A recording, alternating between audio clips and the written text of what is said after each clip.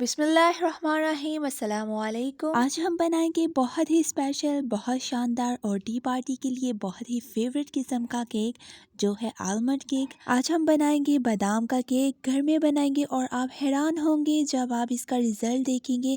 आपको यकीन नहीं आएगा कि आपने इसे घर में बनाया है। सब यही समझेंगे कि आपने इसको बेकरी से ऑर्डर किया है। और अच्छी बात यह है कि हम इसे आज विदाउट ओवन बनाएंगे, विदाउट पैन बनाएंगे। तो रेसिपी को बनाना स्टार्ट करते हैं। सबसे पहले हमने एक बॉल लेना है और उसमें शामिल करेंगे आधा कप ऑयल। ऑयल जो है आपने ध्यान करना है कि कोई भी आपने स्ट्रॉन्ग स्मेल वाला ऑयल नहीं लेना।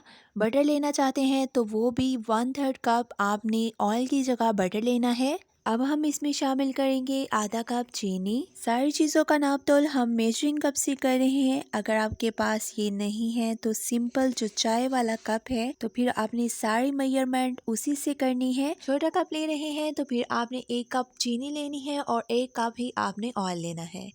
तो यहाँ पर मैंने इलेक्ट्रिक बीटर का इस्तेमाल कर रही हूँ। अगर आपके पास इलेक्ट्रिक बीटर नहीं है तो आप इसकी जगह ग्राइंडर का इस्तेमाल कर सकते हैं जिसमें हम मिल्क शेक वगैरह बनाते हैं।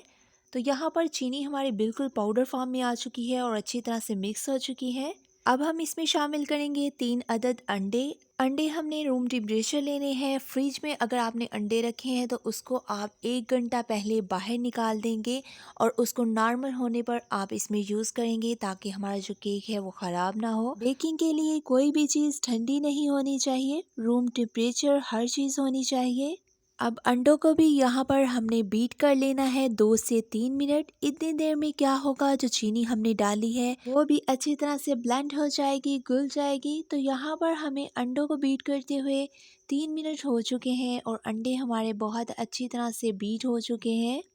अब यहाँ पर इलेक्ट्रिक बीटर का काम ख़त्म हो चुका है। अब हम इसे साइड पे कर देंगे। अब हम इसके अंदर खुश्क मैदा ऐड करेंगे। उसके लिए मैंने एक छलनी ली है जिसमें हम शामिल करेंगे 1 कप मैदा। 1 टीस्पून हम इसमें बेकिंग पाउडर ऐड करेंगे।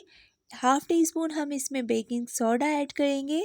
बेकिंग सोडा और बेकिंग पाउडर, इन दोनों का जो एक कंसंट्रेशन है, जो इनका काम है वो थोड़ा डिफरेंट है। अगर आपके पास बेकिंग सोडा नहीं है तो आप इसमें 2 टीस्पून बेकिंग पाउडर ऐड करेंगे। और हाँ, अगर आपके पास बेकिंग पाउडर नहीं है फिर आप सिर्फ बेकिंग सोडा इसमें नहीं डाल सकते क्योंकि आपका केक खराब हो जाएगा। इसलिए हम यहाँ पर दोनों का कॉम्बिनेशन इस्तेमाल करते हैं ताकि जो केक है हमारा वो अच्छे से फ्लफी बने।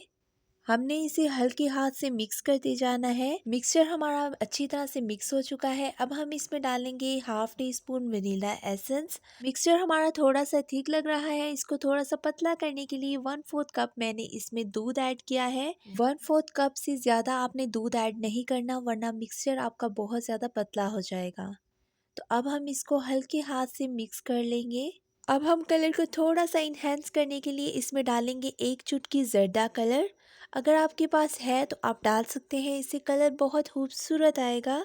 अब हम इसमें ऐड करेंगे पिसे हुए बादाम। अगर आपके पास बादाम का एसेंस पड़ा है तो आप इसमें वो डालें। मेरे पास बादाम का एसेंस नहीं पड़ा था इसलिए मैंने इसमें पिसे हुए बादाम डाल दिए हैं।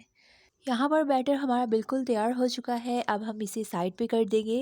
केक को बेक करने के लिए मैंने यहाँ पर एक पतीली ली है। आज हम पैन में केक को बेक नहीं करेंगे, पतीले में करेंगे। ये हर घर में मौजूद होती है और जो केक पैन है वो हर घर में अवेलेबल नहीं होता। अब हमने पतीली को अच्छी तरह से बटर से ग्रीस कर लेना है। अगर आपके पास बटर नहीं है तो आप घी से भी इसको ग्रीस कर सकते हैं अच्छी तरह से। तो यहाँ पर पतीली हमारी अच्छी तरह से ग्रीस हो चुकी है। अब हम इसमें 2 खाने के चम्मच मैदा डालेंगे और इसको हर तरफ फैला देंगे क्योंकि यहाँ पर हम बटर पेपर का यूज़ नहीं कर रहे, क्योंकि बटर पेपर भी हर किसी के पास मौजूद नहीं होता। तो बिल्कुल ऐसे ही करके आपने मैदे को हर तरफ फैला देना है। मैदा हमारा अच्छी तरह से लग चुका है। जो एक्स्ट्रा मैदा हमारा बच गया है उसको हम कटोरी में निकाल लेंगे। देगची हमारी बिल्कुल तैयार हो चुकी है। अब हम सारे बैटर को इसमें डाल देंगे। बैटर हमारा सारा पतीली में ट्रांसफर हो चुका है। बादाम का केक तैयार कर रहे हैं तो हम इसकी गार्निशिंग भी बादाम से करेंगे। थोड़े से बादाम काट कर हम ऊपर से इसे डाल देते हैं। तो यहाँ पर बैटर हमारा बिल्कुल रेडी हो चुका है। अब अगला स्टेप आता है बेक करने का। जिनके पास अवन है वो तो अवन में करेंगे, लेकिन मैं आज सिखा रही हूँ विदाउट अवन बेकिंग। तो यहाँ पर मैंने एक पतीला लिया है जिसमें मैंने स्टैंड को लगा दिया है। तो इस पतीले में हम केक को बेक करेंगे। 5 से 7 मिनट पहले मैंने पतीले को प्री हीट कर लिया है। अब हम बैटर वाली पतीली आराम से स्टैंड पर रख देंगे और इसको अच्छी तरह से कवर कर देंगे। 2 मिनट हमने चूल्हे के फ्लेम को हाई रखना है और फिर हमने बिल्कुल इसको स्लो कर देना है। लो फ्लेम पर हम इसको 50 to 60 मिनट कुक करेंगे। केक को पकते हुए 1 घंटा गुजर चुका है। अब हम इसे चेक करेंगे। 50 मिनट पहले भी मैंने इसको चेक किया था, लेकिन थोड़ा सा ये पकने वाला था तो मैंने 10 मिनट और लगाए हैं। अब हम पीक से चेक करेंगे कि केक हमारा परफेक्टली डन हो चुका है और ये डन होने की निशानी है कि आपको ऊपर वाली लेयर से ही आइडिया हो जाएगा कि केक आपका तैयार हुआ है कि नहीं। अगर आपको केक की लेयर थोड़ी सी गीली लगे तो इसको मजीद कुक करने की जरूरत है। अब हम केक को डीमोल्ड कर लेंगे, पतीली से बाहर निकालेंगे तो ये बहुत आसानी के साथ पतीली से बाहर निकल आएगा। इजीली केक पतीली से बाहर निकल आया है और कहीं से भी नहीं टूटा। बेहतरीन किस्म का आलमंड केक जो है वो बनकर तैयार है। अब मैं आपको केक को कट करके दिखाऊंगी। मेरे काटने से ही आपको अंदाजा हो जाएगा कि केक हमारा कितना फ्लफी है, कितना स्पंजी है। और इसकी थिकनेस चेक करें आप लोग, बहुत मज़ेदार ये केक घर में तैयार होता है। इसका स्पॉन्ज चेक करें आप लोग, जालीदार सा और बहुत सॉफ्ट सा ये तैयार हुआ है। यहाँ पर वीडियो का एहतमाम करते हैं। अगर आपको मेरी एफर्ट अच्छी लगी हो तो मेरे चैनल को सब्सक्राइब, वीडियो को ज़्यादा से ज़्यादा शेयर कीजिएगा, लाइक, सब्सक्राइब और बेल आइकन को प्रेस करना मत भूलिएगा। अल्लाह हाफिज़।